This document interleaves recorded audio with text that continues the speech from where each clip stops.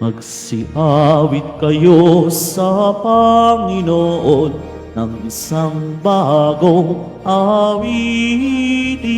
Magsiawit kayo sa Panginoon, buong sandaigdigan.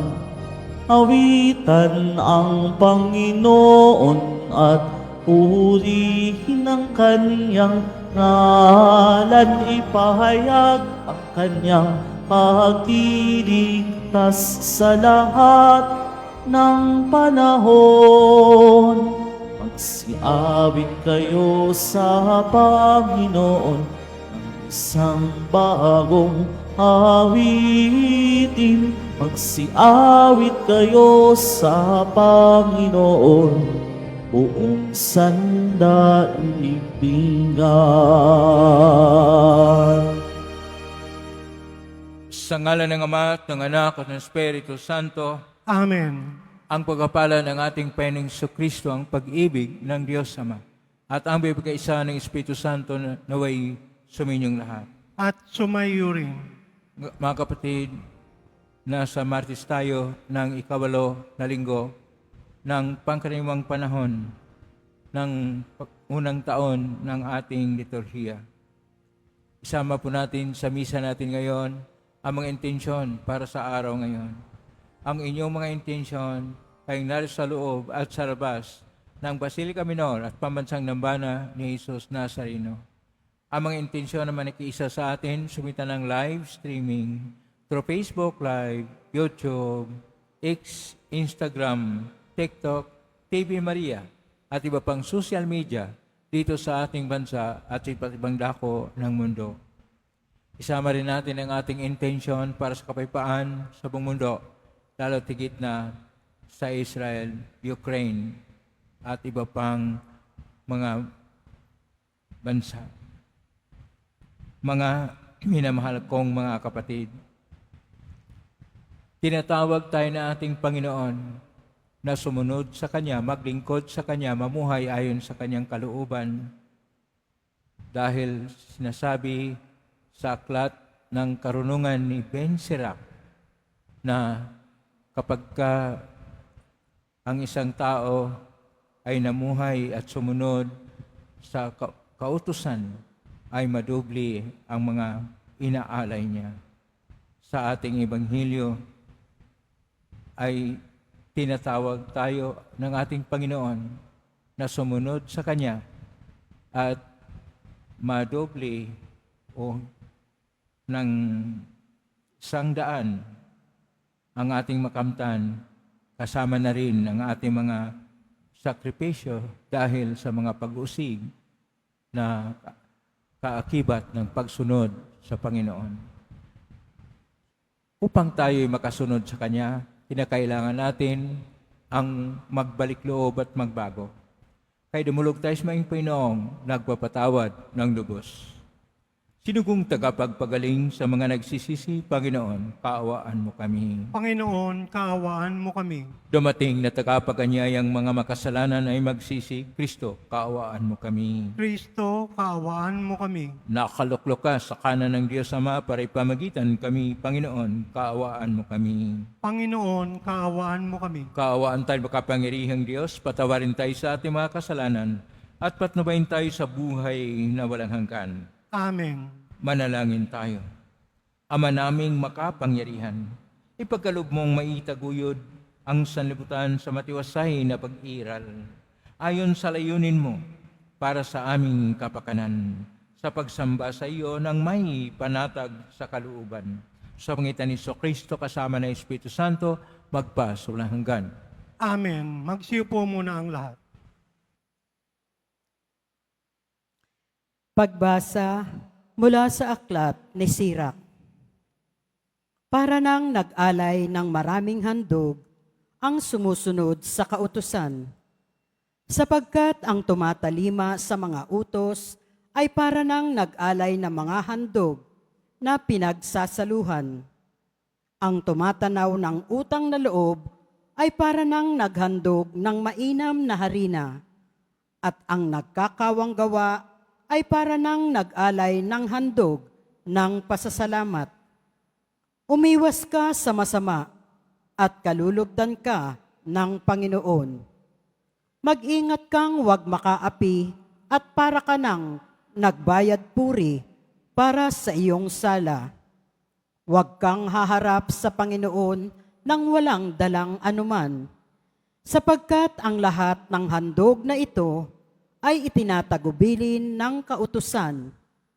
Kapag ang taong matwid ay nag-alay ng kanyang handog, ang bango ng taba na sinusunog sa dambana ay pumapailan lang hanggang sa luklukan ng kataas-taasan. Kinalulugdan ng Panginoon ang handog ng taong matwid sa Kanya. Ito'y isang alaala na hindi niya malilimutan. Parangalan mo ang Panginoon ng buong katapatan at huwag mong panghinayangan ang mga unang bungang inihahandog mo sa Kanya. Ialay mo ang iyong handog ng may ngiti sa mga labi at magbigay ka ng ikapo ng may galak sa puso.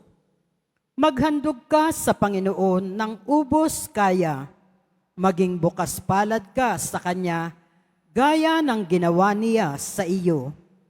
Ang Panginoon ay masaganang gumanti, gagantihan ka niya ng 7 ibayo.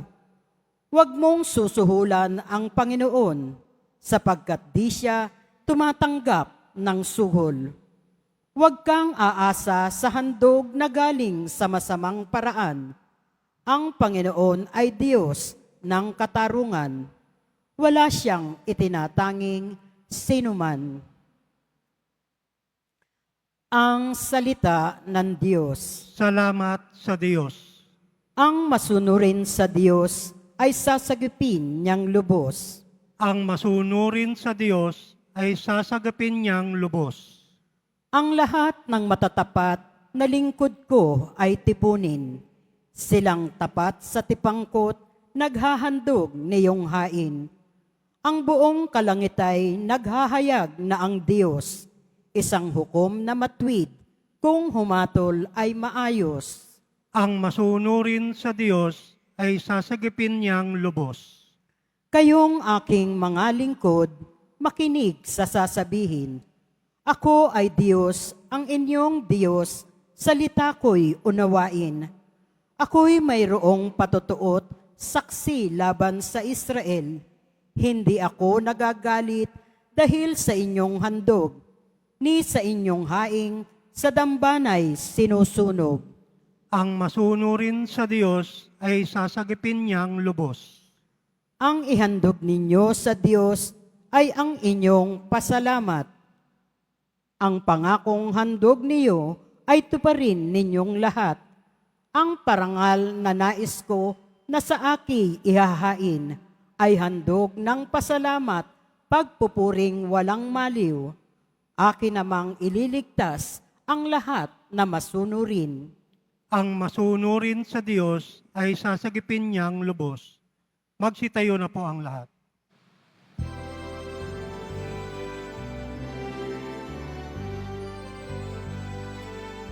Hallelujah,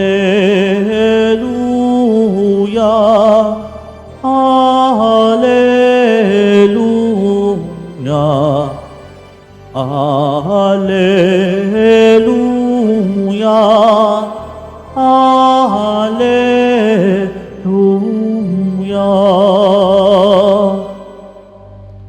Papuri sa Diyos Ama, pagkat ipinahayag niya,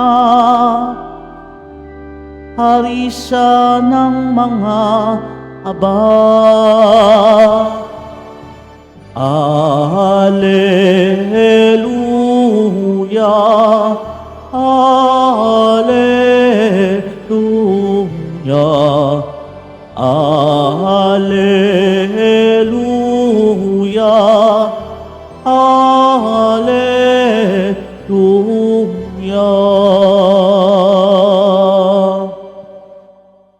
Sumainyo ang Panginoon. At sumaiyo rin. Ang mabuting balita ng Panginoon ayon kay San Marcos. Papuri sa iyo, Panginoon. Noong panahong yun, nagsalita si Pedro kay Jesus, "Tingnan po ninyo, iniwan namin ang lahat at kami sumunod sa inyo." Sinabi ni Jesus, tandaan niyo ito, ang sinumang mag-iwan ng bahay, ng mga kapatid, ina, ama, mga anak, mga lupa, dahil sa akin, at sa mabuting balita, ay tatanggap ng makasandaang ibayo sa buhay nito. Mga bahay, mga kapatid, mga ina, mga anak, at mga lupa. Ngunit may kalakip na pag-uusig. At sa kabilang buhay, ay magkakaroon ng buhay na walang hanggan. Ngunit maraming nauna na magiging huli at maraming nahuli na magiging una. Ang mabuting balita ng Panginoon. Pinupuri ka namin, Panginoong Hesukristo. Magsiupo muna ang lahat. Isang mapagpalang araw po sa inyo lahat. Purihin po natin ang ating Poong Hesus Nazareno. Bukas ay Kwaresma na po. Ngayon ay tinatawag natin na Martes ng Carnival o yung paghahanda. Kuminsan tinatawag ito ng mga paghahanda natin sa mga darating na pagsisikap na magbabago at magkaroon ng mga penitensya o sakripisyo upang tayo ay karapat-dapat sa Panginoon. Kaya ngayong araw, ang atin pong tema ay tungkol sa bokasyon o panawagan ng Diyos. Bokasyon, ang salitang bokasyon ay mula po sa Latin na vocatio. Ibig sabihin, panawagan. Sa salita ng ating Panginoong Hesus, ang ating pong Panginoong Hesus ay isang Hebreo at ang kanya pong salita na ang panawagan ay mikchoa. Pero dahil ang ating pong ebanghelyo ay nakasulat sa orihinal, sa Koinoko na Grigo, ang bokasyon ay ipagilma, panawagan. Ang Diyos ay nanawagan sa atin.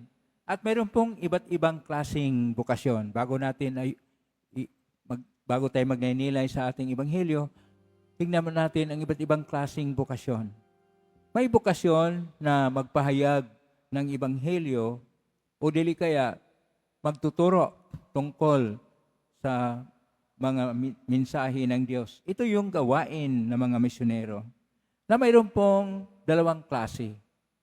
Ang unang klase ay tinatawag na mga kleriko.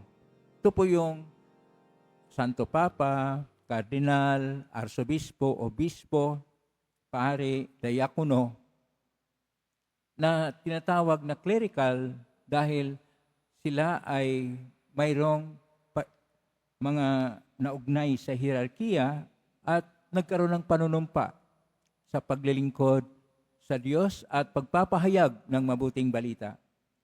Ang pangalawang bahagi na marami ay laiko. Ang mga marami na laiko, mayroon tinatawag na laiko na misyonero. Dito sa Pilipinas, ang mga may laiko na misyonero, yun lang pong mga ibang relihiyon.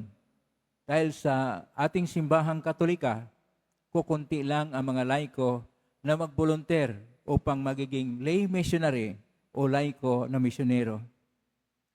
Liban pa sa tinatawag na bokasyon upang magpahayag ng ebanghelyo at magtuturo tungkol sa mga bagay-bagay sa pananampalataya o sa simbahan, mayroon ring bokasyon sa pagtayo o pagbuklod ng pamilya.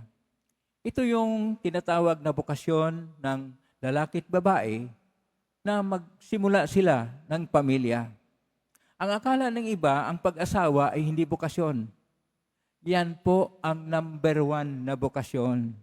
Kaya nga ang ating Panginoong Hesus dumaan sa pamilya ni San Jose at ni Santa Maria. Dahil ang number one na panawagan ng Diyos ay dumami. At paano dumami? Magbuklod, ng isang pamilya na nanalig sa Diyos. Akala ng iba, ang pamilya ay basta't may kasama sila. O dili kaya, mayroon sila mga anak, may mga apo, at kung ano pang henerasyon na ipasa nila ang kanilang mga pangalan at ang kanilang mga tinatawag na inaasam-asam sa buhay. Pero ang pamilya ay isang bokasyon. Pangatlo, mayroon ding bokasyon sa mga tao na hindi mag-asawa pero hindi rin maging bahagi ng tinatawag na kleriko o hindi bahagi na magiging madre o monha o mga relyosa. Bagkus nag-iisa sa buhay upang kanilang mapaglingkuran ang kanilang kapwa. Sila ay maglingkod o magkaroon ng trabaho at napokus ang kanilang trabaho dahil sa kanilang pag-iisa sa buhay. Ang tawag diyan ay yung isang personal na vocation. Personal vocation ay yung isang lalaki ba o isang babae, buong buhay siya nag-alay ng kanyang panahon upang halimbawa magturo o kaya maging inhinyero o di kaya kung ano yung mga pananaliksik upang lalo pang uunlad ang siyensya na makatulong upang ang lahat ng tao ay umunlad din. At ang ating kabiasnan ay hindi lang kabiasnan na mababa, magkaroon tayo ng pag-unlad sa ating tinatawag na mga kultura, sining o kabiasnan. Ito yung tinatawag nating mga bokasyon. Kayo po ay bahagi ng bokasyon. Kayo po ay tinatawag ng Diyos. God is calling you in order to love Him, to serve Him, and that is called vocation. Kaya ang vocation ay bukare. Kaya kung sinasabi ng ating Panginoon sa kanyang lingwahe na mekchoa o panawagan, tayong lahat ay tinatawag. Wala pong sinasabi na hindi ka tinatawag ng Panginoon. Tinatawag ka. Kailang yung iba nawaldas ang kanilang panahon at ang kanilang mga kakayahan dahil ang akala nila yung mga bigay ng Diyos sa kanila ay para sa pansarili nila o sa personal ang pangailangan nila. Hindi po. Kung kayo ay binibigyan ng malaking kayamanan, binigyan kayo ng malaking kayamanan sapagkat kayo'y katiwala ng Diyos. You are God's steward. So whatever you have, your wealth, your time, you have to share to others who have less in life, less time, less wealth, and poor. Kaya lahat tayo ay tinatawag ng ating Panginoon. Kaya sa ating unang pagbasa ngayon, sa ating unang pagbasa ay mula sa Aklat ng Karunungan ni Ben Sirach na tinatawag natin noon Ecclesiasticus o Ben Sirach. Tinatawag dito na sumunod sa kautusan ng Diyos. Kapag sumunod tayo sa kautusan ng Diyos, ano po mangyari? Nag-alay tayo ng maraming offerings. Nag-alay tayo as if na ito yung ginagawa natin para sa kabuti natin. Pero kapag tinitingnan na natin na ito palang ginagawa natin ay simple-simple sa ganyan dahil akala natin, yung mga pari lang, yung mga madre lang, yung mga munha lang, yung mga misyonero lang na religyoso ay sila yung tinatawag ng Diyos. Hindi po yan ang tunay na bokasyon. Dahil lahat tayo ay tinatawag ng Diyos. Kung paano ninyo minabuti ang inyong buhay, yon ang pagtugon ninyo sa panawagan ng Diyos. Kung paano ninyo minabuti mga magulang na kayo, you'll be good parents and therefore you care for your children as your children offered for God. Makita natin kanyo pong tinutupad po ninyo ang inyong bokasyon bilang mga magulang. At kung ikaw halimbawa ay may negosyo, akala mo ang negosyo para lang sa'yo at uunlad ka at marami kang pera at kaya mo kahit anong gusto mong kayanin sa buhay. Hindi. Ang pagnenegosyo o pangangalakal ay isang bokasyon din. At bokasyon upang ikaw ay makapaglingkod ng isang kaibang serbisyo upang matulungan ang kapwa-tao. Hindi po panglalamang, hindi po na ikaw magkaroon ng ganansya, hindi po na ikaw ay magano ng buhay upang ang lahat ay maghihirap. Ikaw ay magnegosyo upang mabigyan mo ng real service o paglilingkod ang iyong kapwa. Kapag ikay nasa gobyerno o pamalaan, ikaw ay nasa luklukan at nasa gobyerno, hindi po upang ikaw ay nariyan at nasa kapangyarihan. Ikaw ay tinatawag ng Diyos na maglingkod sa iyong kapwa at huwag gamitin ang batas, huwag gamitin ang mga struktura sa pamalaan upang pahirapan ang kapwa. Nariyan ka upang pagbutihin pa ang lahat, upang ang lahat ay makakilala na mayroong dignidad ang bawat isa sapagkat binibigyan ng tunay na paglilingkod. At kung ano man ang mga pribado na ginagawa mo sa buhay, yung mga pribado ng mga establishmento, yan ay bokasyon mo. Tinatawag ka ng Diyos upang ang lahat ng mga ginagawa mo sa buhay, sa mga pribado na mga pamamaraan, ay maibigay mo sa kapwa mo kung anong ikabubuti nila. At kung ikay nagsasaka o manggagawa, ang pagiging manggagawa, mahirap. Kailangan na magkaroon ng pawis at hirap sa buhay araw-araw. Yung ginagawa mo ay isang paglilingkod sa Diyos. At kung ikay nagsasaka, ikaw ay naglilingkod sa Diyos. At sana itong mga manggagawa at magsasaka ay tulungan ng lahat ng tao na may kakayahan sa buhay na tutulong upang ang kanilang paglilingkod sa kanilang kapwa ay tunay na bokasyon. Ngunit kung iniipit sila sa mga mayayaman at sa mga kapangyarihan, ay hindi na po yan tunay na paglingkod. Kasi kung minsan, ang nagiging matanyag sa atin, yung mga nagbibigay ng aliw, gaya ng mga showbiz, gaya ng kung ano makita natin ng mga nagbigay ng mga palabas at makita natin sa mga telebisyon o dili kaya sa mga cinema, yung ginagawa nila ay paglingkod din upang mabigyan tayo ng aliw, hindi upang sila ay bigyan ng mas malaki. Ang tunay na pagiging paglilingkod nila ay upang ang isang bahagi ng buhay ay kanila pong maipakita na ang tao ay may ganitong bahagi ng buhay, kailangan na ito ay maugat ayon sa turo ng Panginoon sa kanyang ebanghelyo. Lahat tayo ay may kanya-kanyang bokasyon. Kayo ay may bokasyon. Kami ay may bokasyon din. Ang aming bokasyon ay kakaiba.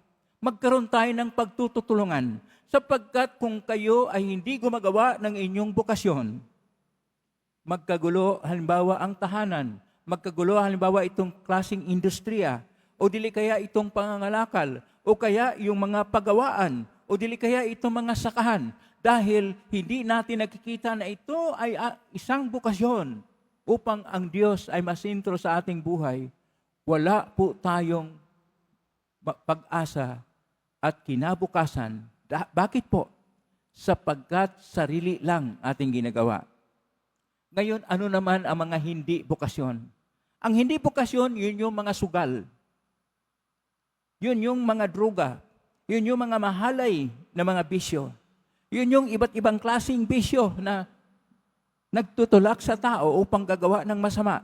Yan ay hindi bokasyon. Yan ang dapat itigil.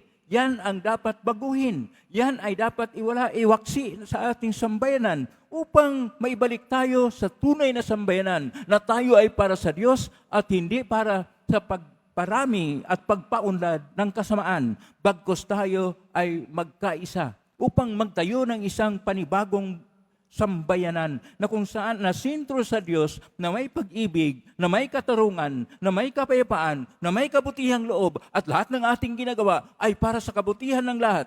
Ating pinaunlad ang ating kabiasnan, ating pinaunlad ang ating sining, pinaunlad natin ang ating agham, ating ginagawa ang dapat nating gawin upang tayo ay magkikita na tayo nga imahe ng Diyos at bawat isa sa atin ay tumugon sa panawagan ng Diyos na tayo ay kanyang magiging lingkod sa isa't isa. Ito yung tinatawag na servant leadership at stewardship. Kailangan po natin na tayo ay maglingkod sa Diyos. Pakisabi sa katabi mo, maglingkod ka sa Diyos. Maglingkod tayo sa Diyos upang ang Diyos ay siyang maging sentro ng buhay at tunguhin ng buhay upang ang buhay natin ay magkaroon ng kabuluhan. Amen? Purihin natin ang Diyos. Magsitayo na po ang lahat.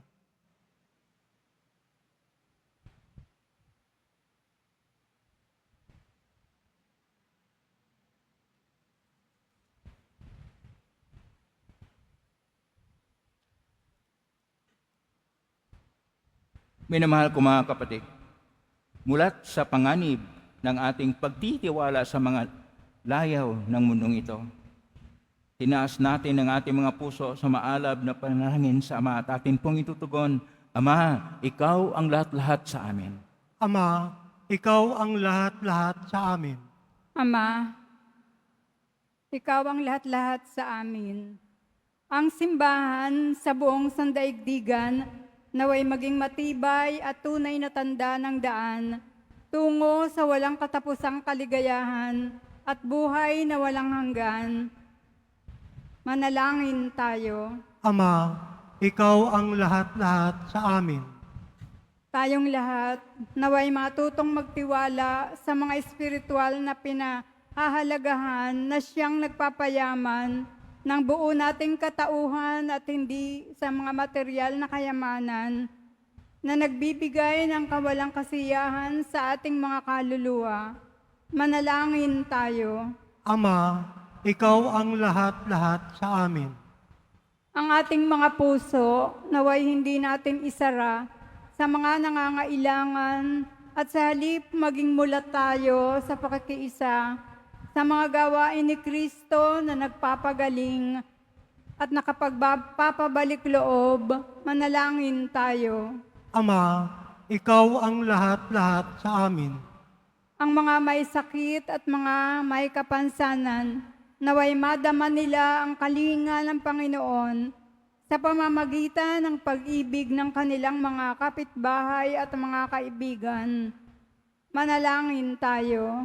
Ama, Ikaw ang lahat-lahat sa amin. Ang mga pumanaw nating mga kamag-anak at mga kaibigan, naway humimlay sa makalangit na kapayapaan ng Diyos. Manalangin tayo. Ama, Ikaw ang lahat-lahat sa amin. Sa ilang sandali ng katahimikan, ating ipanalangin ang iba pang mga pangangailangan ng ating pamayanan, gayon din ang mga intensyon na inialay sa ating misa sa araw na ito. At isama rin natin ang ating mga pansariling kahilingan. Manalangin tayo. Ama, Ikaw ang lahat-lahat sa amin.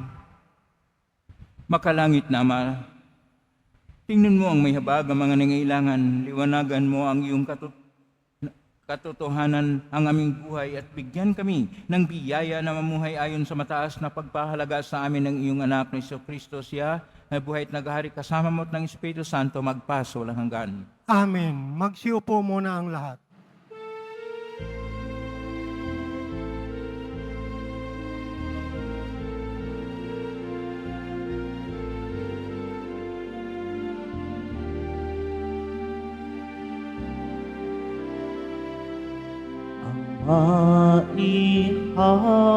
Maihahandog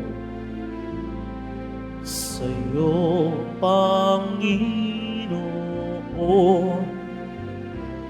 ay tinapay at alak mula sa aming kamay. Sa iyong kabutihan aming iaalay ang tinapay at alak sa gisag ng aming buhay. Magsitayo na po ang lahat. Manalangin kay Watid upang paghain natin ay kalugdan ng Diyos amang makapangyarihan. Tanggapin nawa ng Panginoon itong paghain sa iyong mga kamay, sa kapurihan niya at karangalan, sa ating kapakinabangan at sa buong sambayanan niyang banal. Ama naming lumikha, ipagkaloob mo ang mga dapat ialay upang aming sambahin ang iyong ngalan. Kaawaan mo kami at pagbigyan upang ang iyong kaloob para kami makapaghain ay mapakinabangan bilang pagpapala mo sa amin sa pangitan ni Kristo kasama ng Espiritu Santo magpa sa walang hanggan. Amen. Sumainyo ang Panginoon. At sumaiyo rin. Ikaw sa Diyos sa inyong puso at diwa. Tinaas na namin sa Panginoon. Pasalamatan natin ang Panginoong ating Diyos. Marapat na siya ay pasalamatan. Ama namin kaparing tunay marapat ni kaya aming pasalamatan sa iyong paglingap at kanang loob, ang tayo ni kamot pinangasiwa sa San Sinupog. Sangad mong siya iwas tong lubos ay panagdusa mo sa kanyang pagtalikod, sa iyong pag-iling pinintulot na makabalik siya sa pangitan ni Kristo Jesus. Kaya kaysa namang heli si siya awit ng papuri sa iyong pay sa kalangitan, kami nagbugni sa kadakilaan. Santo, Santo, Santo, Panginoong Diyos na mga hukbo, napupuno ang langit at lupa ng kadakilaan mo, o sana sa kaitaasan. Pinagpala na paririto sa ngalan ng Panginoon, o sana sa kaitaasan. Magsilod po ang lahat. Ama naming banal, ikaw ang bukal ng tanang kabanalan, kasamitan ng Espiritu ng banal, makaloob na ito upang para sa amin, maging katawan at dugo ng aming Panginoong Kristo. Bago niya pinagtiisang kusang loob na maging handog, hinawakan niya ang tinapay, pinasalamatan kanya. Pinaghati-hati niya yon, iniabot sa kanyang malagad at sinabi, tanggapin ninyong lahat ito at kanin. Ito ang aking katawan na ihandog para sa inyo.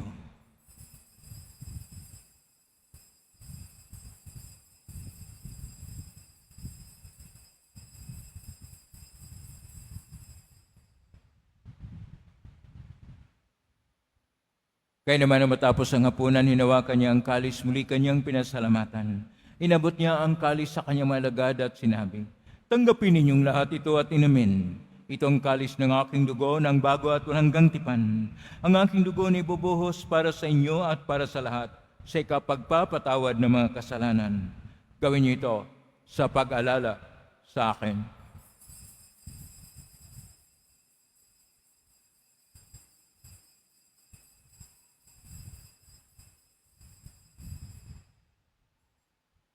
Magsitayo na po ang lahat. Ang misteryo ng pananampalataya. Si Kristo'y namatay, si Kristo'y nabuhay, si Kristo'y babalik sa wakas ng panahon. Ama, ginagawa namin ngayon ang pag-alala sa pagkamatay at ng pagkabuhay ng anak at naalay namin sa iyo ang tinapay nagbibigay buhay at ang kalis na nagkakaloob ng kaligtasan. Kami nagpapasalamat dahil kami narapat na tumayo sa harap mo para maglingkod sa iyo. Isinasamo namin kami magsasalo-salo sa katawan at dugo ni Kristo ay mabuklod sa pagkakaisa sa pamagitan ng Espiritu Santo. Amalingapin simbahang laganap sa buong daigdig. Pususin mo kami sa pag-ibig kaisa ni Francisco na aming Papa at ni Jose na aming Obispo at ng Tanang Kaparian. Alalahanin mo rin mga kapatid na minaimlay, may pag-asang sinimuling mabuhay ganin lahat ng mga pumanaw. Kaawaan mo sila at patuloyin sa iyong kaliwanagan. Kaawaan mo dapatin kaming lahat na makasalo isang buhay na walang wakas, kaisa ng mahal na Birhen Maria na Ina ng Diyos, ng kabiyak ng puso niyang San Jose, kaisa ang mga apostol, ni San Juan Bautista, ni San Casimiro, ni San Roque, ni San Lorenzo Ruiz de Manila, ni San Pedro Calungsod at ang lahat ng mga banal na namuhay Diyos daigdig ng kalugod-lugod sa imay pagdiwang nawa namin ang pagpupuri si karangal mo sa pangitan ng anak na aming Panginoong Kristo.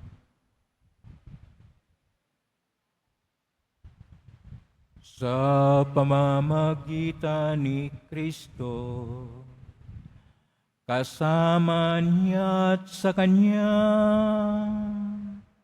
ang lahat ng parangal at papuri ay sa iyo, Diyos amang makapangyarihan, kasama ng Espiritu Santo, magpasawalang hanggan.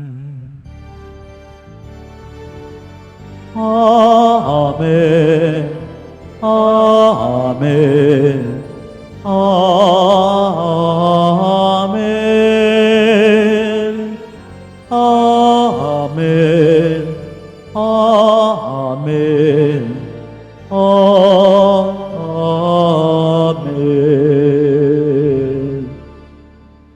Sa tagubilin ng kaling na utos sa turo ni Jesus na may natin at Diyos, ipahayag natin ng lakas loob. Ama namin, sumasalangit ka, sambahin ng ngalan mo. Mapasa amin ang kaharian mo. Sundin ang loob mo dito sa lupa para ng sa langit. Bigyan mo kami ngayon ng aming kakanin sa araw-araw. At patawarin mo kami sa aming mga sala. Para nang patawad namin sa nagkakasala sa amin. At huwag mo kaming ipahintulot sa tukso. At iadya mo kami sa lahat ng masama. Hinihiling namin kami iadya sa lahat ng masama. Pagkalooban ng kapayapaan araw-araw, iligtas sa kasalanan na italay sa lahat ng kapahamakan, samantalang aming pinanabikan ng dakilang araw ng pagpapahayag ng tagapagligtas naming si Jesucristo. Sapagkat iyo ang kaharian at ang kapangyarihan at ang kapurihan magpakailanman. Amen. Panginoong Jesucristo, sinabi mo sa mga apostol, kapayapaan ang iniiwan ko sa inyo, ang aking kapayapaan ay binibigay ko sa inyo. Tunghayan mo ang aming panampalataya at huwag ang aming pagkakasala. Pagkalooban mo kami ng kapayapaan at pagkakaisa ayon sa kalooban, kasama ng Espiritu Santo, magpa sa walang hanggan. Amen. Ang kapayapaan ng Panginoon ay laging sumainyo. At sumaiyo rin. Magbigayin kayo ng kapayapaan sa isa't isa. Kapayapaan sila. Peace be. Kordero ng Diyos na nag-aalis ng mga kasalanan ng sanlibutan, maawa ka sa amin.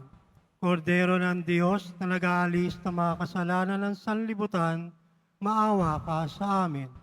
Kordero ng Diyos na nag-aalis ng mga kasalanan ng sanlibutan, ipagkaloob mo sa amin ang kapayapaan. Pagsiluhod po ang lahat. Ito ang kordero ng Diyos. Ito ang nag-aalis na mga kasalanan ng sanlibutan. Mapalad ang mga inaanyayahan sa piging ng kordero. Panginoon, hindi ako karapat-dapat na magpatuloy sa iyo, ngunit sa isang salita mo lamang ay gagaling na ako.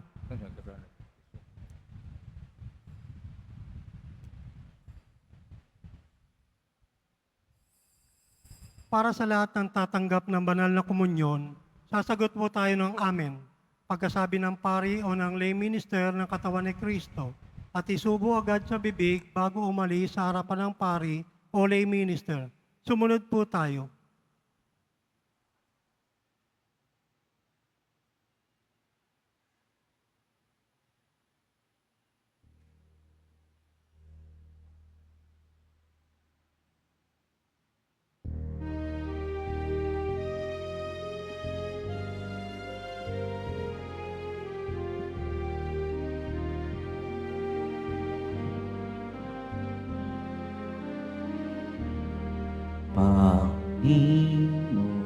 Panginoon,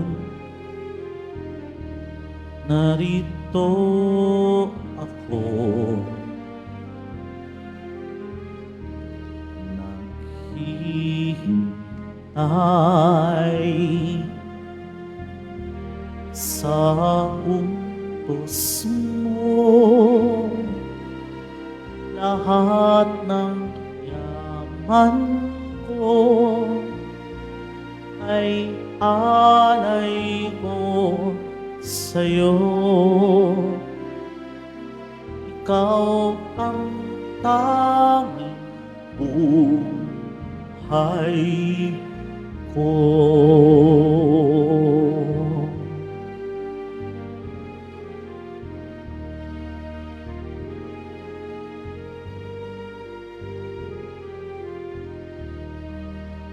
Pati ko nga at natanto sa kasulatan yung turo.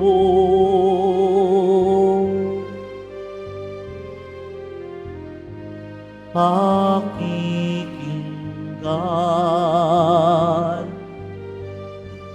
at itatago sa sulok ng puso.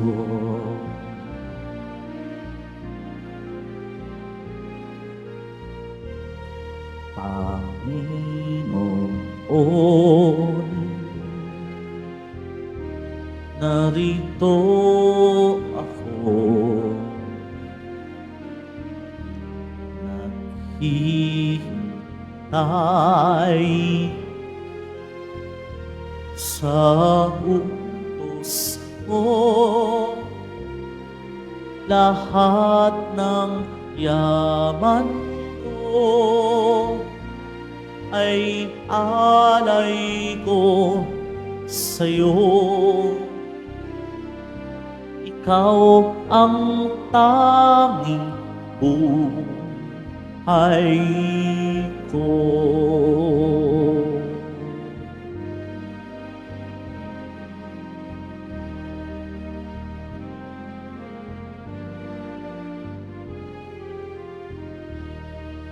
Yung pagligtas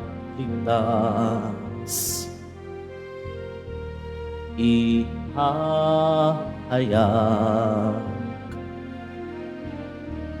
hanggang sa dulo ng dagat.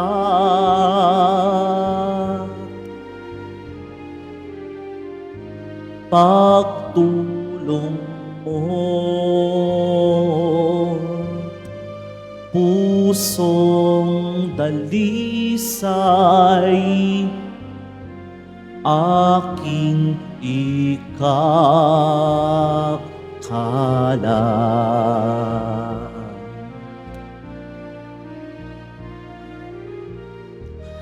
Panginoon, narito ako, naghihintay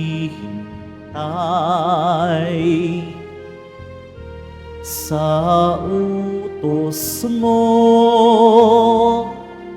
Lahat ng yaman ko ay alay ko sa'yo. Ikaw ang tanging buhay ko.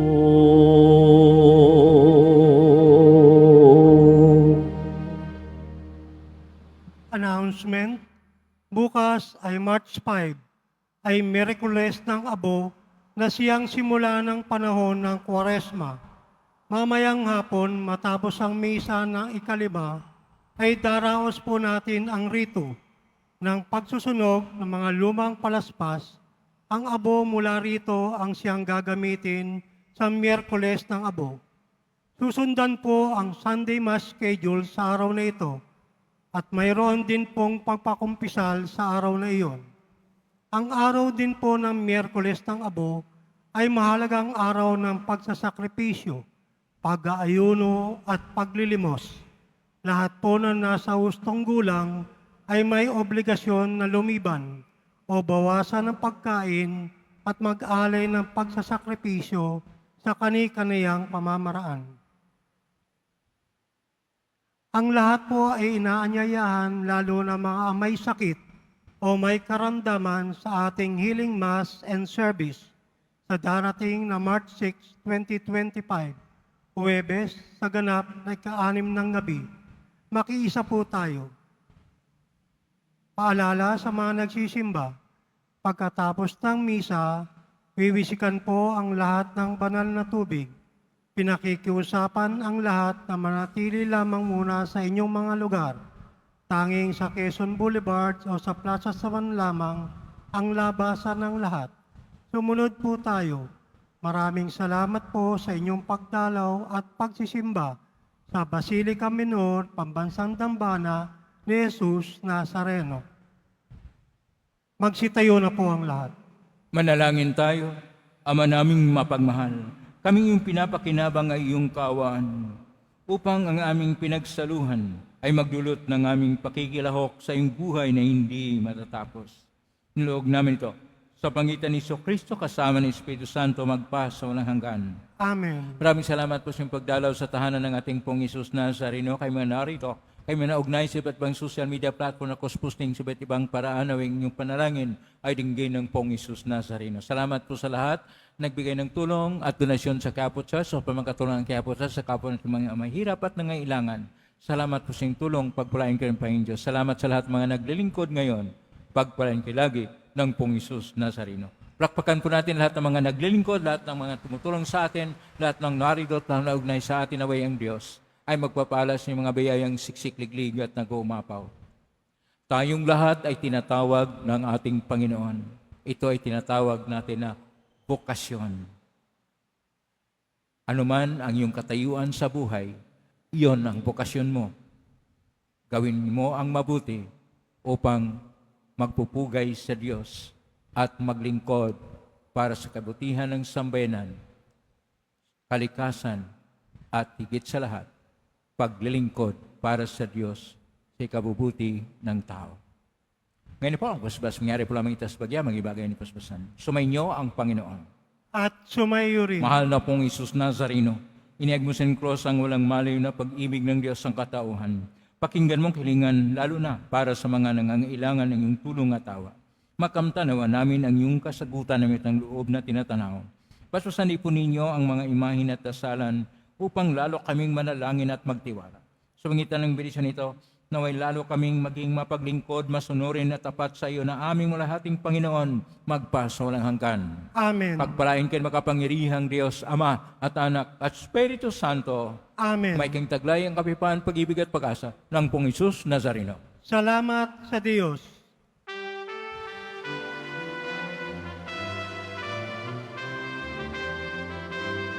Nuestro Padre Jesús Nazareno, sinasamba ka namin, pinipintuho ka namin, aral mo ang aming buhay at kaligtasan. Nuestro Padre Jesús Nazareno, iligtas mo kami sa kasalanan.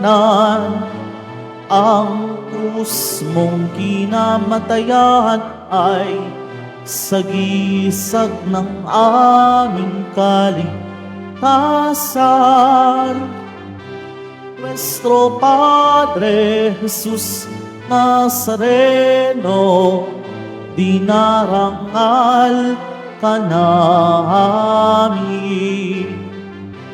Nuestro Padre Jesús Nazareno, niluwalhati ka namin. Nuestro Padre Jesús Nazareno, dinarangal ka namin.